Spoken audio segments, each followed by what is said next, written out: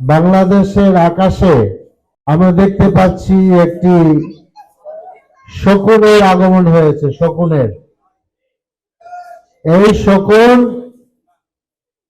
এসেছে আপনার পাশের দেশ থেকে।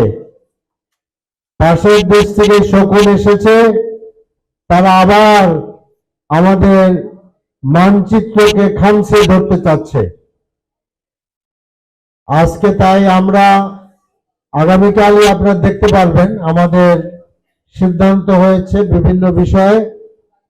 আমরা ইনশাআল্লাহ সংসদের ভিতরে বাহিরে 11 দল ঐক্যবদ্ধভাবে জোরালো ভূমিকা রাখবো ইনশাআল্লাহ। আমরা বলেছি যে সরকার যদি ভালো কাজ করে তাহলে আমরা তাকে সহযোগিতা করব,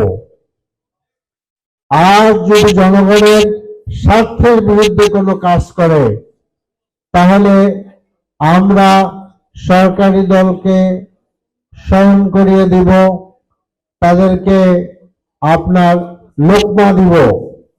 কিন্তু তাতেও যদি তা না শোনেন, সংসদীয় পদ্ধতিতে আমরা অবশ্যই সেগুলোর বিরোধিতা করব।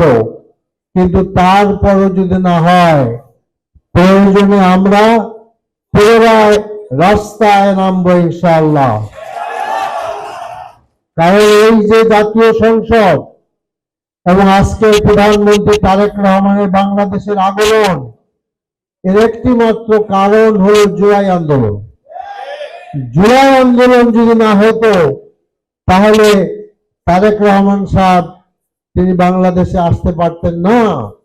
গত 17 বছর আপনি বাংলাদেশে আসতে পারেননি। আপনার মাতা বেগম খালেদা জিয়া, তিনি আমাদের অনেক শুদ্ধ একজন ব্যক্তিত্ব। তিনি জেল খেটেছেন বিনা দোষে, তার চিকিৎসা করা সম্ভব হয়নি। এসব কথা আপনি ভুলে যাবেন না। নিজের উপরে আপনার শারীরিক অত্যাচার করা হয়েছে।